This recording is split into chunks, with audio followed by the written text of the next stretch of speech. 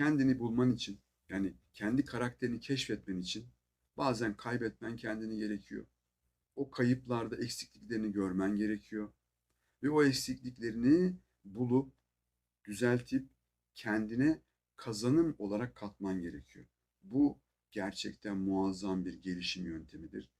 Ve bu gelişimle birlikte biraz evvel bahsettiğim gibi güçlenirsin, değişirsin, dönüşürsün. İnan bana bambaşka bir insan haline alırsın. Ve hayat senin için artık eskisi kadar zor olmaz.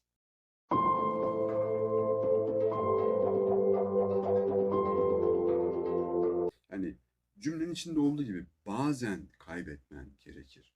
Mesela nasıl bir kayıp? Şöyle bir kayıp olabiliyor. Mesela bir travma durumu. Şimdi bu tip travmatik durumlarda insan ne oluyor? Bazen kendini kaybedebiliyor. Nasıl kaybedebiliyor? Zihinsel dengesi yavaş yavaş kaybolmaya başlıyor travmatik durumlarda. Değil mi? Mesela nedir? Çok aşık olduğunuz, sevdiğiniz biri, tamam mı? Bir araba kazasında öldü diyelim. Şimdi o dakikadan sonra sağlıklı düşünebiliyor musunuz? Yok, hayır. Kimse sağlıklı düşünmez. İlk etapta hiçbir şey yapmazsınız. Hiçbir şey anlayamazsınız. İlk etapta bir kaos, bir karmaşa sizin için oluşacak. Fakat o kaosun, o karmaşanın akabinde, aslında akabinde de değil, o kaosun, o karmaşanın içinde kendiniz hakkında bazı gerçekleri görmeye başlayacaksınız. Bu kayıp dönemlerinde aslında siz kendinizde keşfettiğiniz bir yere gidiyorsunuz. Yani onun sizde var olduğunu bile bilmiyorsunuz aslında o travma durumunda. Tamam mı? Hani orada mesela kendi eksikliklerinizi çok fazla görmeye başlıyorsunuz. Ki eksiklikleri görmeyle ilgili video koyduk. Şu an ne kadar önemli olduğundan bahsettik kişinin eksikliklerini görmesinin. Kendi eksikliklerinizi görüyorsunuz. Yapamadığınız şeyleri görüyorsunuz. Psikolojinizdeki zayıf yönleri görüyorsunuz. Karakterinizdeki zayıf yönleri görüyorsunuz. İlk önce bunlardan beslenemezsiniz. İlk önce bunları gördüğünüzde sizde bir hüsran durumu oluşur. Neden oluşur? Çünkü zamanında kişisel gelişim denen şeyi popülist buldun. O noktada kendini geliştirmedin, dönüştürmedin. Çözüm üretebilecek bir karakteristik yapıya sahip olmadın. Sen sadece para odaklı bir karakteristik yapıya, keyif odaklı bir karakteristik yapıya sahiptin. Dolayısıyla düştüğün o ters durumdan seni kurtaracak bir karakteristik yapıya da sahip değilsin, bir zihne de sahip değilsin, bir beyne de sahip değilsin. Dolayısıyla hiç mi sahip olmayacaksın? İşte ondan bahsediyoruz. Tabii ki yani buraya düşmenin zaten sende oluşturacağı olumlu durum bu. Çünkü bu handikap içine düştüğün zaman, bu depresyon içine düştüğün zaman kendini sorgulamaya başlıyorsun dediğimiz o zaman da sen kendi kendini sorgulayarak yavaş yavaş senin için iyi olanı bulmaya başlayacaksın zaten. Mecbursun, yapacak bir şey yok. İnsan evladı bu tip zor durumlara düştüğü zaman hiç düşünmediği, hiç düşünmek istemediği, algısı dahilinde olmayan şeyleri düşünmeye başlar. Mesela size basit bir örnek, sevdiğim bir abim. Çok böyle Isparta'nın zenginlerinden kendisi. Ve bir gün gözünü kaybediyor. Gözünü kaybetmesinin akabinde hayatı sorgulamaya başlıyor. Yani o gözü kaybettiği zaman düşünsenize, yani mal varlığı içinde yaşıyor, keyif ehli bir vatandaş. İşte zamanının playboylarından bilmem ne falan filan, böyle bir vatandaş. Ama o gözü kaybetmesinin akabinde hayatı sorgulamaya başlıyor. İnsanların ona bakışları değişmeye başlıyor. İlk kez insanların bu şekilde baktığını görmeye başlıyor. Yani hayatında farklı bir şeyleri anlamaya başlıyor. Ve daha sonra anlıyor ki sahip olduğu ve yaptığı her şey maddeye dayalı. Yani geçici, kalıcı hiçbir şey yok ortada. Kendine kattığı bir şey yok ortada. Velhasıl o kendi dibini görüp o psikolojik sorunları yaşadıktan sonra akabinde maneviyat tarafına bakmaya başlıyor. Onda hiç olmayan bir yön. Yani bazen kazanmak için kaybetmek gerekir diyoruz ya işte. O o kaybı yaşıyor ve o kayıptan yola çıkarak hiç sahip olmadığı bir şey kazanıyor. Maneviyat denen bir yapı kazanıyor ve hizmet çalışmalarına başlıyor, yardımseverlik çalışmalarına başlıyor. Bu çalışmalarla zaten onunla tanıştık biz. Ve yıllarca bu çalışmanın içinde kaldı. En son 95 yaşında vefat etmişti ve hala hizmet çalışmalarının peşinde koşan bir insandı. Yani dolayısıyla niye bunları anlattım? Kendinizi kaybettiğiniz zaman, yani bu depresyon durumlarına düştüğünüz zaman, panik atak durumlarına düştüğünüz zaman, psikolojik sıkıntılar yaşadığınız zaman bilin ki o sıkıntılar temelde aslında size öğretici bir yapıya sahip. Bak bunu kabullenmek zor, farkındayım. Bunu buraya koyduğun zaman bile altına birçok kişi yazacak. Aa, sen o depresyon durumlarını düş de bak göreceğiz. Ya kardeşim, ben hayatımın 26 yılını sarı hastalığıyla geçirdim. Epilepsi hastalığıyla geçirdim. Epilepsi Hastaları Derneği diye ülkemdeki ilk sivil toplum örgütünü kurdum akabinde daha sonra. Tamam mı? Yani o sorunu ben yaşamış bir insanım. Tamam mı? Yani dip dediğin şey biraz biliyorum. Birazdan fazla biliyorum yani anlayacağım. Ki tonik klinik titremeli kasılmalı atakları geçirirdim ben. Şimdi o atakları geçirip akabinde kişisel gelişime yönlenmiş, daha sonra bu çalışmaları yapmış, ülkesinin ilk sivil toplum örgütünü Epilepsi Hastaları Derneği diye koymuş, daha sonra Epilepsi Toplum Derneği yaptı kadın. Neyse. Yani, yani o süreci nasıl geçeceksin? Yani ben hep o dipte kalsaydım, hep o epilepsi hastası olarak kalsaydım, o derneği kurmasaydım, 11 yıl başkanlığını yapmasaydım, o çalışmaları organize etmeseydim nasıl gelişecektim? Yani bunları topluma hizmet ettim falan filan diye anlatmıyorum. Topluma hizmet etiketi altında hem topluma hizmet ediyorsun tamam da kendine hizmet ediyorsun. Bak kendin gelişiyorsun, dönüşüyorsun. Kişilik gelişimi anlamında hep söylerim. Ben bir kişilik gelişimi uzmanıyım. Ama bana asıl katan şey sosyal girişimcilik yönüdür. Kurduğum dernekler, federasyon, engelli merkezi vesaire vesaire çalışmalar. Tamam. Yaptığımız projeler. Yani neyse. Yani dolayısıyla yani o dibi dip olarak görmeyin. O dipi aslında sizin kendi kendinizi anlamanız gereken, kendinizde bilmeniz gereken, kendinizde bulmanız gereken bir süreç olduğunu düşünün ve zihninizi buna paralel bir şekilde çalıştırmaya çalışın. Bak biliyorum, zor. Ben de yaşadım. Zor.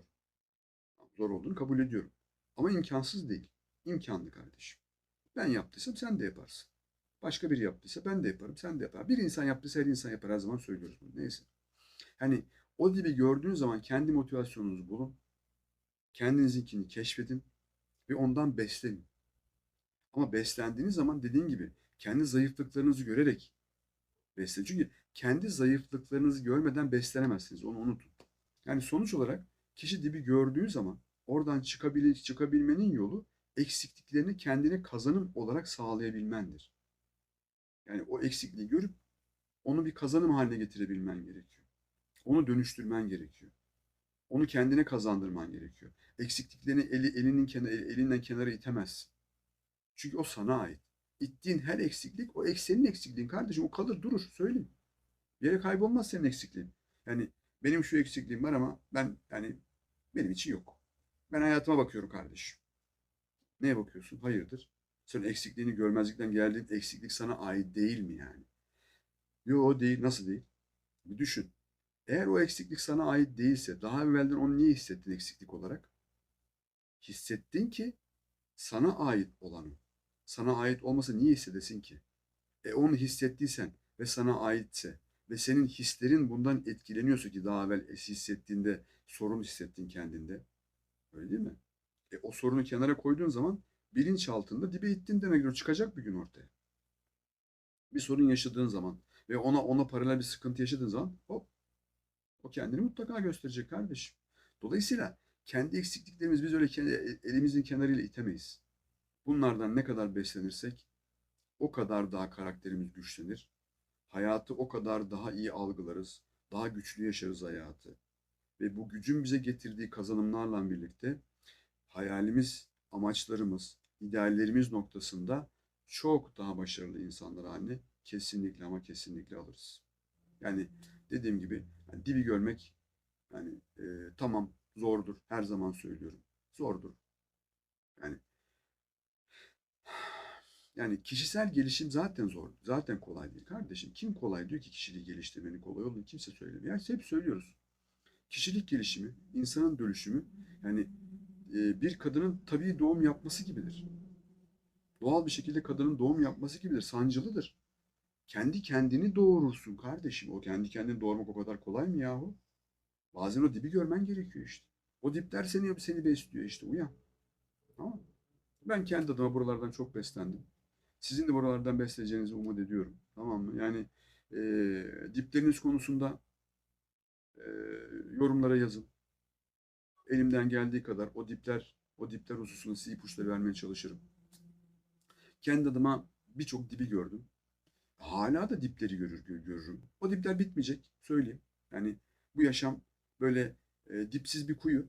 Sen dipleri gördükçe o dipsiz kuyuya dalıyorsun işte. Bir de enteresan olan tarafı şu, yer çekimi olan bir yapıdayız. Yani mecazi anlamda bu yer çekimini söylüyorum. Yani biz o dibe doğru sürekli gideceğiz. Söyleyeyim, kimse uçup oradan çıkacağını zannetmesin. Öyle bir şey yok. Onu unut. Ya bu şunun gibi. Bak böyle anlatırsam aslında daha çok hoşunuza gidecek. Böyle anlatınca hani biraz şey yapıyorsunuz. Size garip geliyor. Yani çukurdan aşağı düşmenin nesi iyi. Bunu şöyle düşünün. İşte bilmem kaç metreye işte uçakla çıktınız. Oradan serbest atlayış yapıyorsunuz. O esnada içinizdeki coşkuyu düşünün mesela, tamam mı? Havada uçuyorsun, düşünsene. Aslında havada uçmuyorsun, yere düşüyorsun o esnada, öyle değil mi? Ama seviyorsun onu. Belli bir yerden sonra çünkü paraşütün var, açacaksın onu. Ama sorun şu. Sen dipten kaçtığın sürece, yani o serbest düşüşte olduğun sürece, tamam mı? Öğrenip gelişip biraz evvel bahsettiğim gibi dönüşürsen ancak o zaman paraşüt sahibi oluyorsun. Ancak o zaman çektiğin zaman bir paraşüt açılıyor senin için, seni kurtaracak. Ama onun dışında o düşüş sırasında konfor alanına tutunayım deyip hiç o uçaktan atlamazsan hiçbir zaman paraşütün olmaz kardeşim. Seni kurtaracak bir paraşütün olmaz. O dipler demin bahsettiğim gibi arka arkaya gelecektir ve onlar sizi besleyecektir. Onlar size paraşütü sağlayacaktır. Onlar aslında sizi güvenli hale getirecek olan onlar. Çünkü paraşütü size sağlıyor. Düştüğün zaman sen çakılmıyorsun artık. Ama diğer konfor alanında duran insanlar var ya, onlar ilk hüsranı yakaladığı zaman direkt çakılacaklar. Ve çakılıyorlar da zaten. O derin bunalımlardan kurtulamıyorlar. Ve çok zor süreçler yaşıyor çoğunluğu. Ve tavsiyem o değil yani. Konfor alanına zaten takılmıyor. Konfor alanı ayrı bir şey yani. Konfor alanına ilgili video koyduk, onu izleyin yani. Konfor alanı yani insanın kendini hapsettiği bir alandır o ya. Bitersin yani o alanda. Oraya hiç girmeyin. Dolayısıyla kendini bulman için kaybetmen gerekir dedik. Bu kayıpları bir kayıp olarak algılamayın. Demin bahsettiğim gibi uzun uzun hatta anlattık. Bunları bir kazanım olarak görün. Ki kazanım olarak görün, böyle kendinizi böyle motive edin değil. Bunlar zaten kazanım. Eksikliklerinden sen geliştiğine göre, değil mi? O kayıpların da aslında kazanım. Gerçekten ciddi anlamda kazanım ama yani bunu yaptığınız zaman göreceksin. Hani biraz karmaşık bir konudur. Kolay anlatımı olan bir konu değildir. Yani umarım sağlıklı bir şekilde aktarabilmişizdir. Sağlıcakla kalın.